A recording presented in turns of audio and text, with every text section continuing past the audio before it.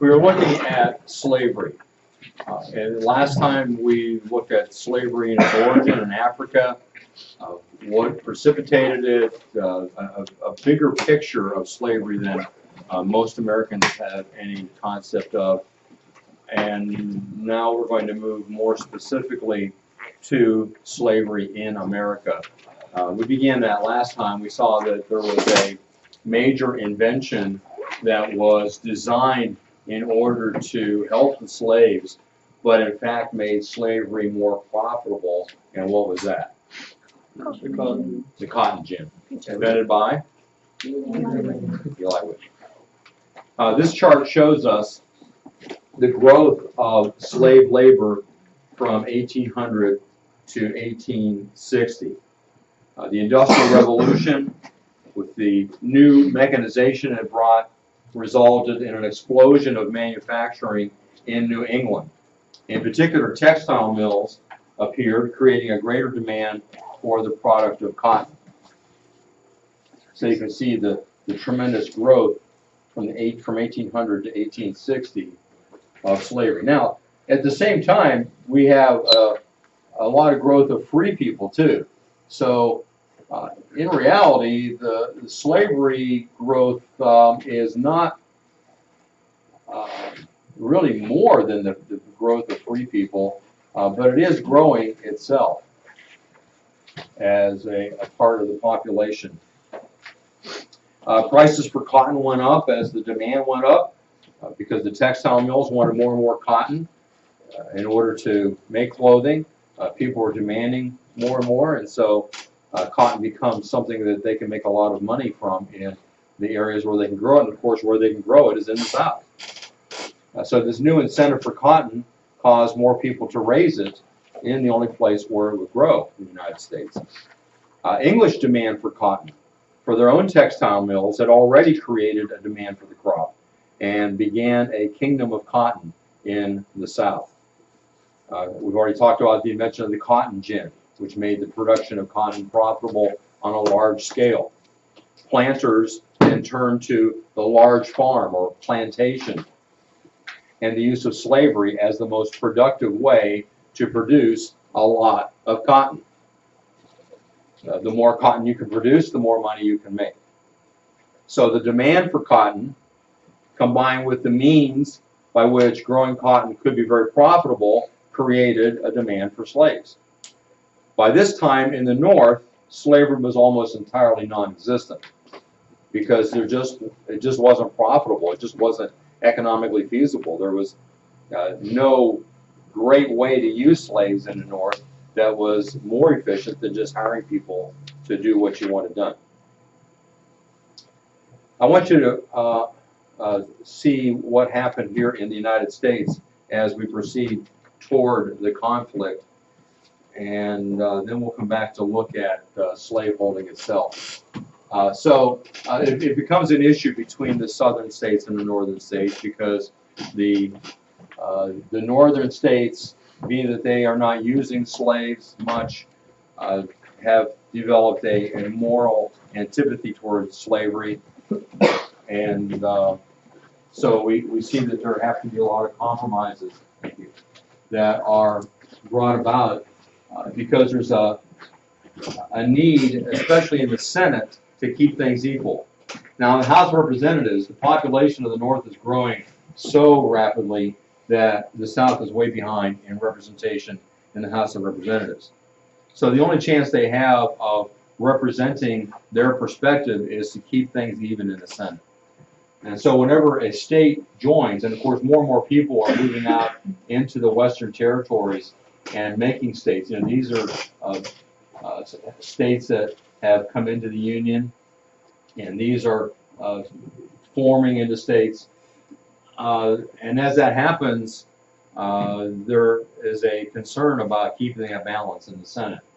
And so Compromise of 1850 attempted to take care of that. That didn't really do the job for very long. The Missouri Compromise said that any state that came in north of that line would be free. Any state below that line would be could have slavery. Texas came in. You've got slavery now here in the territories in 1850 to 1854, but prohibited up in this area. The Kansas-Nebraska Act said every territory can decide for themselves when they become a state if they're going to be slavery-free, and that led to a war in Kansas, of course, which came to be known as Bloody Kansas, as people poured in from both north and south to try to tip the scales in Kansas toward either pro-slavery or anti-slavery. And part of the tipping of the scales was killing people on the other side.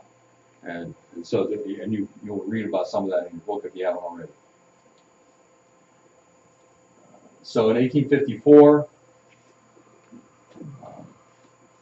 basically this is the line. Below that line, and then here is where slavery exists, and above it there is not. Cotton. Cotton is grown heavily in these states. This is the Old South. This is called the Southwest. Today we think of the Southwest as being Arizona and Nevada, but back then this is the Southwest. This is new developing territories. These are areas that are relatively new states, and where cotton is growing and where slavery then abounds. Let's consider the economics of slavery. We talked about the textile mills, the invention of the cotton gin, the need for then large farms to grow cotton to make money, and there, of course, is the cotton plant itself. So, the demand for cotton, for the textile mills, for people buying cloth, the means by which to bring that about, that is the cotton gin, growing more cotton, having larger farms, creates a demand for slaves. Those are the key economic elements of the growth of slavery.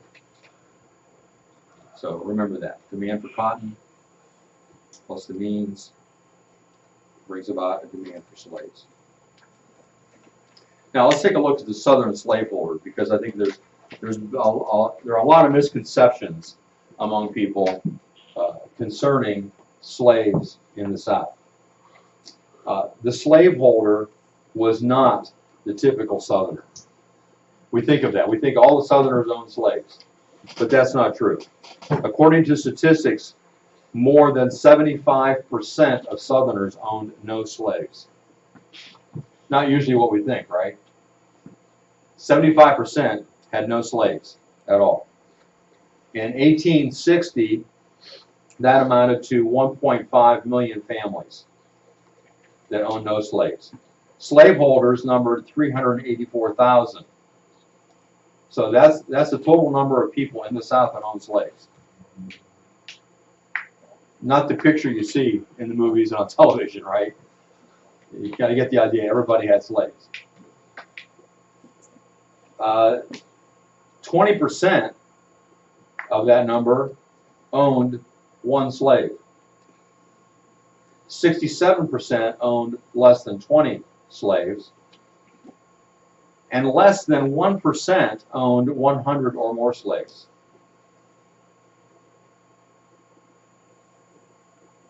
Again, is that the picture you think of when you think of the South before the war? Less than 1% owned 100 or more slaves. In fact, there are only 14 men in the entire South that owned as many as 500 slaves. Only 14 men. Now, of note is the fact that two of the larger slave-holding men with at least 70 slaves were themselves African Americans. One was Auguste Donato of St. Landry Parish in Louisiana, who owned a 500-acre plantation and had at least 70 slaves. Another one was William Ellison of South Carolina, who changed his name to William Ellison once he gained his freedom. He bought his freedom from his master. He respected his master so much that he renamed himself after his master, former master. So he had the same name, William Ellison, and he owned 70 slaves on his plantation. When's the last time you saw a picture in any movie or television show black people owning slaves in the South? I would guess never, right? But it happened. Now, to be considered a plantation, you had to have 20 or more slaves, which doesn't seem like a lot to call yourself a plantation. But that's all you had, all you needed to have. And to have a plantation was only true of 12% of Southern slaveholders. So once again, our impression is that there are plantations all over the South. You know, there's all these people that own these hundreds of slaves, but only 12% of the slaveholders had a plantation with 20 or more slaves on it. So the typical Southerner was not a slave holder, had a lot of slaves, had a plantation. The typical Southerner was a farmer who operated an individually owned farm, and such farms, these small farms, outnumbered plantations 10 to 1. So if you want to talk about the typical Southerner before the war, you're talking about a man who has his own little farm and does not own a slave.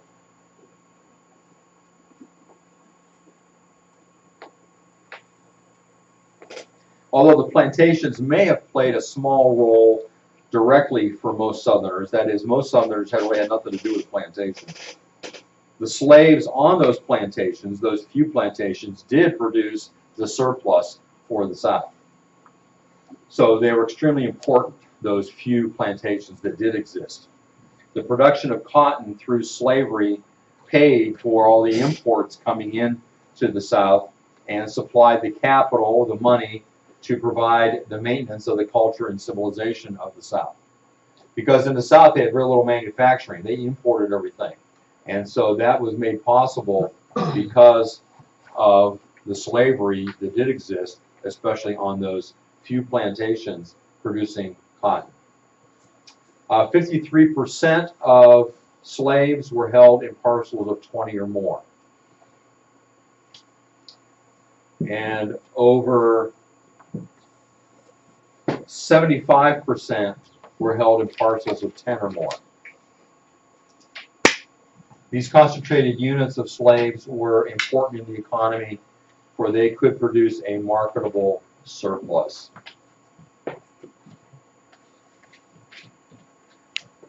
The value of slavery, the profitability of owning slaves, of making slavery necessary for the South can be seen in these facts. The value of real property, that is land and so on, and when you add up how much land is worth, in 1850 was $2.8 billion. From 1850 to 1860, it grew to $6.2 billion. In other words, the value of land increased tremendously because you could use that land to produce cotton if you had slaves. Now, slavery caused the price of land to go up, the value of land to go up.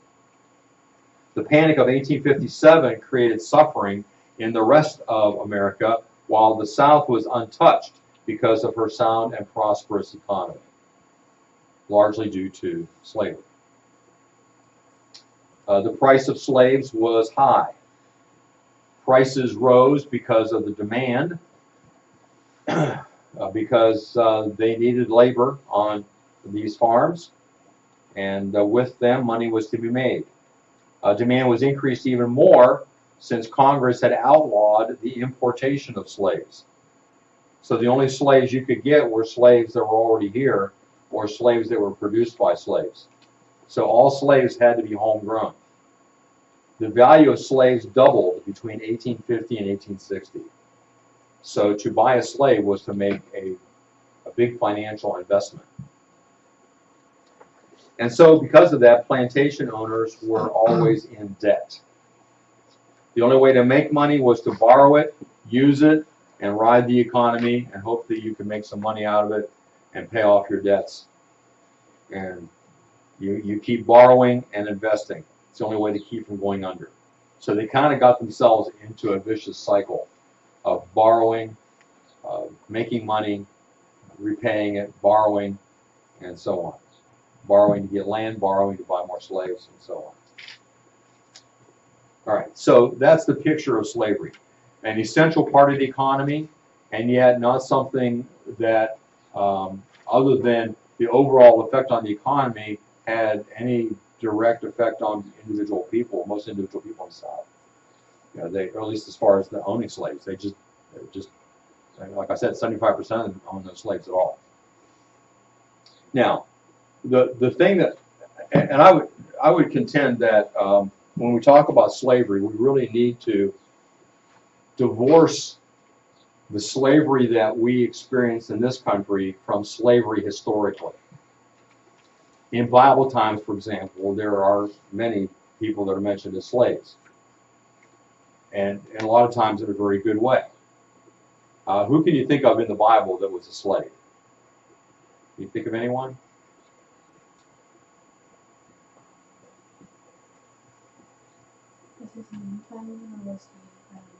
Philemon was the master. What was the name of his slave? Onesimus. And he escapes, finds his way to Rome, finds Paul in prison in Rome, becomes a Christian, and so Paul writes a letter back to Philemon saying, I hope you'll accept him back. His name means useless, and he said he has been useless, but now he's useful both to you and me. Accept him back not as a slave, just as a slave, but as a brother in Christ. And eventually, there is a man named Onesimus who becomes the bishop, the leader of the church at Ephesus. Probably the same guy. That situation occurred in the church where slaves who were slaves during the week were sometimes leaders in the church as they met together and had spiritual leadership over their own masters. Kind of interesting combination there. But in the ancient world, slavery did not have the stigma it does in America. There were slaves who were doctors. Some speculate that Luke had been a slave. There were slaves that were philosophers, there were teachers. There were many different kinds of people that were slaves. But the thing that made it different in America was that it had nothing to do with race. It had nothing to do with your ethnicity. You were a slave in the ancient world because either you were captured in battle or because you had run up a lot of debt and couldn't pay it, essentially. Those are the two main reasons to be a slave. And you might have sold yourself into slavery in order to pay your debts, or someone might have just taken you into slavery because you owed them so much. So you could be a very intelligent person and be a slave. You could be whatever ethnic origin and be a slave. That didn't have anything to do with it. But what makes it more of a problem in America is the stigma of race. And so in America, in order to justify slavery of a particular ethnic group, because it's not a mixed group of people racially, they're all coming from Africa. And in order to justify that, those of African ancestry were considered to be inferior to whites. You know, how can we justify enslaving a certain kind of people, a certain color of people? How can we justify that? Well, we have to come up with a reason, a rationale that says, well, they must be inferior to us. And that's what became the popular perception. The poor white person, called white trash, hated the Negro, as of course they were called, with a passion. The black man was demonstrated in the eyes and minds of Southerners to be truly inferior simply because he was so adaptable to so inferior a status as slavery. In other words, people from Africa were so good at adapting themselves to this different culture, different climate, different work than they'd ever done. They were so good at it that they said, well, that must be what they're supposed to be. They must be inferior because they're so good at adapting to slavery, you know, which is kind of a convoluted way of thinking, right? They're so good that they must be supposed to be slaves. If the African was not so inferior, they said, he would not be content to remain in slavery. This contentedness of slaves was bolstered by three observations. So in other words, they were arguing they're content to be slaves. They like being slaves. It's what they're suited for. One, they pointed out that there were very few revolts.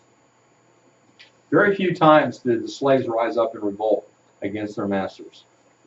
Secondly, even though the Underground Railroad was in existence, it was not a significant movement in the South. Relatively few people really escaped on the Underground Railroad. And then the third reason that's brought up is that there were very few problems of suicide or self-mutilation. If you study any people, individuals or groups of people that are imprisoned for long periods of time, you find that there is a high degree of self-mutilation, cutting themselves, injuring themselves, and suicide. But you don't find that among these African slaves. And so Southerners would point to these things and say, see, they're contented. They're not rising up in rebellion. They're not committing suicide. There are not that many people that are escaping. And so this must be the natural order of things. But revolts really could not be expected. It's one thing to say there weren't very many revolts, but how could there be? For several reasons. One reason that there were very few revolts is that there was a paternal bond between some masters and their slaves. In other words, many slaves looked at their masters as a father figure. And many of the masters looked at their slaves as children. Now, that can be demeaning, because, they did always call an African man boy, and that can be a demeaning thing, but also kind of reflects their attitude toward the fact that they were in charge of taking care of them. These are my children. Yeah, I make them work, all this stuff, but I'm also supposed to take care of them. And many of the slaves had a good relationship with their masters. Large-scale revolts were rendered impossible because of the rural setting. Most of the large groups of slaves were out on a farm someplace. They're not near town. They're not near other farms necessarily. It's a distance. So how would they ever get together and revolt? For that reason, also, you would not expect that there could be revolts. The other thing is that if you're going to revolt, if you're going to escape, the best place to do that would be if you live somewhere near the north. So if you're in the border states here, you have a likelihood of maybe escaping. If you're down here, to where are you going to escape? You go from one slave state to another, it's a long ways to get up to the north. So where escapes were most likely, where revolts were most likely, became less likely because in those areas, slaves were treated better than they were in the Deep South, which made them less likely to revolt. They're treated better, and so they're not as likely to risk revolting or escape, because if they did attempt to escape and were caught, the threat was always, I'm going to send you down the river, which means down the Mississippi River, down to the Deep South, and that's where they really were field hands and worked very hard. And you didn't want to get sent down to the Deep South. So in these areas that were closest to a place of escape, they were treated better, and so slaves weren't willing to risk being sent down to the Deep South. And overall, it was in the best interest of the master to treat his slaves well, for this would lead to more profitable work. You think about it, and they did consider slaves as animals in many ways. Would you mistreat your animals that you expected to work for you out in the fields? If you're thinking about if you have oxen that pulls a plow, would you beat them half to death? No, it's not likely. Now, human beings are a little different in that they can exercise a little more self-will, a little more attitude maybe than, of course, an ox can. But overall, if you are a master and you want good production out of your slaves, you're not going to beat them. Now, we've all seen pictures of slaves that were beaten terribly. It did happen. And we maybe have heard stories of slaves that were badly mistreated. But that's not the norm. There were many masters who treated their slaves and took care of their slaves. And in fact, there were laws passed in the southern states that required masters to take care of slaves in their old age. Because what would be the natural thing to do possibly? If you're just looking at money, when the slave gets old, I'll give him his freedom when he can't take care of himself. But the laws were passed that said you can't do that. If you have a slave, you have to keep him under your care into his old age. A Union soldier observed in 1864 this. He says, let's see, maybe I have this up here. Oh, okay, that's the point I just made. They're treated best in the border states where escape was most likely. Here's what the Union soldier observed. As slavery pays in a pecuniary sense, it is easy for the Southern to believe it is justified by divine authority. On the other hand, we of the North couldn't make it pay. So we are convinced that it is the sum of all villainy. Our plan is more profitable. We take care of no children or sick people except as paupers, for those that are extremely poor and have to go to a poorhouse, maybe something like that. While the owners of slaves have to provide for them from birth till death. The length of time in which slaves had been entrenched in slavery deprived them, excuse me, of any experience other than slavery. They had been slaves for generations. So if you've grown up in slavery, that's all you've ever known, it's very difficult to think that you're going to revolt, start a revolution, and try to gain freedom because you've never experienced freedom. It's more difficult to think that you would try to break away when that's all you had ever known. That's all you know how to do. And so for those reasons, it is not valid to say that slaves were content because they didn't ever revolt. Well, there's a lot of reasons why they didn't revolt that do not mean that they were content. In fact, some of their discontent can be seen in several different ways. One is the slave songs. Now, I'm going to give you an article to read for tomorrow called Slave Songs Transcend Sorrow. The songs that we call Negro spirituals today find their origin in the slave songs. They sang while they're worshiping. They revealed their inner reactions, which they could never otherwise express. So you hear things in their songs that they never could really say out loud to their master, but they could sing it. And they sang it when they worshiped, they sang it when they're working in the fields. And you find a lot of the songs have to do with the children of Israel being in slavery and Moses leading them out of slavery. You know, they're hoping for that Moses to come and lead them to the promised land. And so you'll read some of the songs. I think you'll be familiar with some of them when you see them listed here in this article you'll be reading for tomorrow. And when the opportunity came, many of them did escape. Around 200,000 joined the Union Army when federal troops arrived in southern locations during the war. So when they had opportunity, many of them did escape. So the lack of revolt does not indicate that they were content with being there.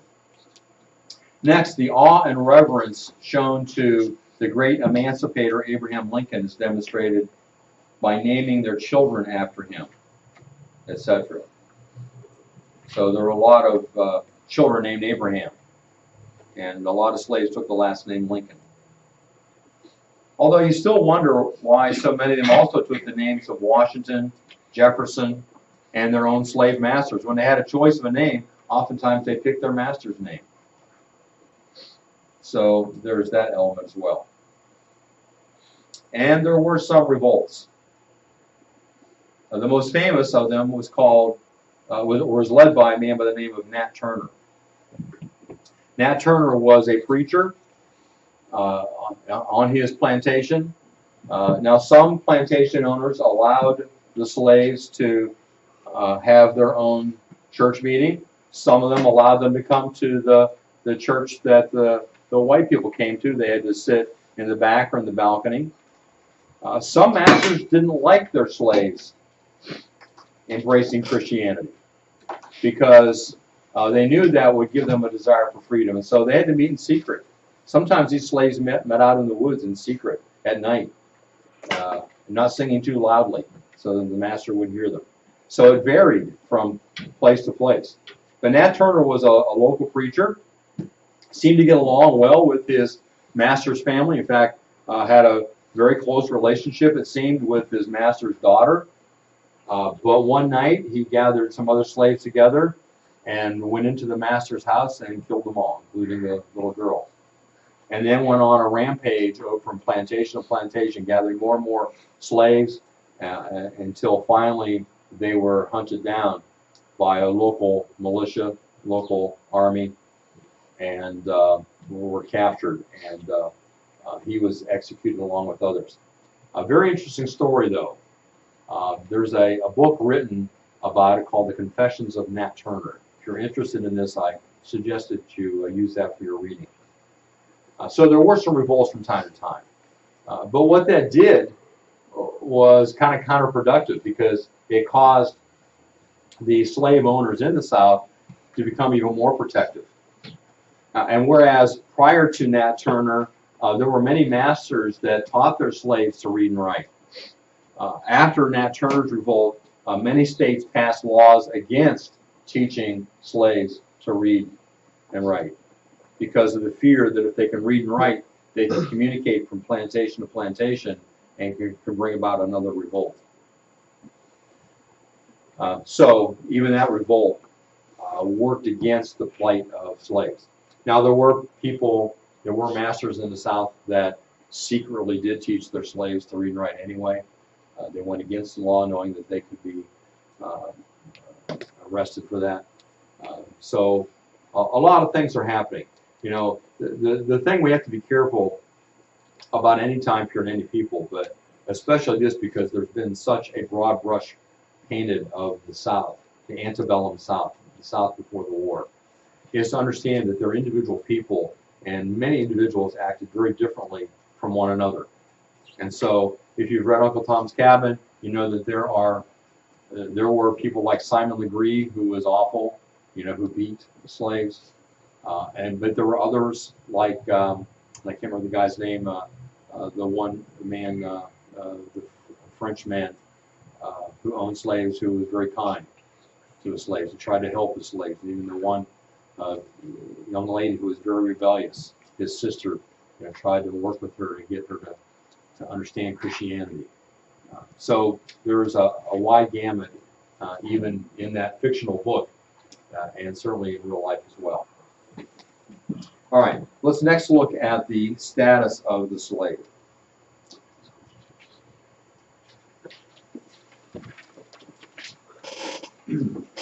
The slave, first of all, was stripped of his native culture. It's hard to imagine what it would be like to be taken out of where you have grown up, an area where your ancestors had always lived and always lived the same way, had certain customs, religion, so on, and to be just yanked out of that and put in a totally foreign environment. Just everything's different. The food, the language, the weather, everything. But the Africans that came to this country, by and large, were able to absorb the culture from the white man. The degradation he received, oftentimes, or eventually, I should say, conditioned the black man or woman to act the way he did. They were treated as animals, and so they responded that way. They acted as docile animals, because if they didn't, then they might be punished. A family in the traditional sense was in many cases non-existent for slaves. The biological father did not take care of the family, the master did. He was the one who gave them food and shelter. Now, in some plantations, families did live together in little cabins or shacks on the property. I've seen some of those in places I've been. Other places, family had no value at all. But for slaves in general, self-respect and responsibility was lacking. The male slave was deprived of his manhood, being kept as a child, constantly being called boy. Eventually, laws were passed prohibiting the teaching of slaves to read or write. However, in some instances at least, slaves had much freedom, earning money for their own use by working for neighboring farms or in towns, and by selling products such as eggs, vegetables, corn, charcoal, and handmade articles like horse collars to local stores. So some slaves were able to use the little bit of land that the master allowed them for their own use to grow enough crops that they could even sell. Not only had enough for themselves, but sell to other people and earn money.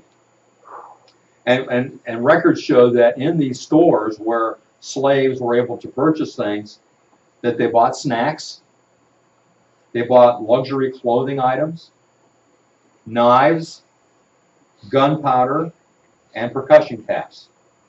So many slaves were purchasing things that would be considered weapons, and yet the store owners thought nothing of it, and the masters thought nothing of it.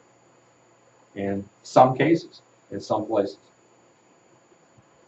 Now, tomorrow we want to talk a little bit about the status of the free Negro. That is, the person who was not a slave, was free in this country, and we'll continue looking at that and discuss the article that you're going to read for tomorrow, which is called Slave Songs Transcend Sorrow. I want you to read and highlight this so that we can have a good discussion about the songs. And maybe you can tell us of any songs that you have sung that are from these Negro spirituals.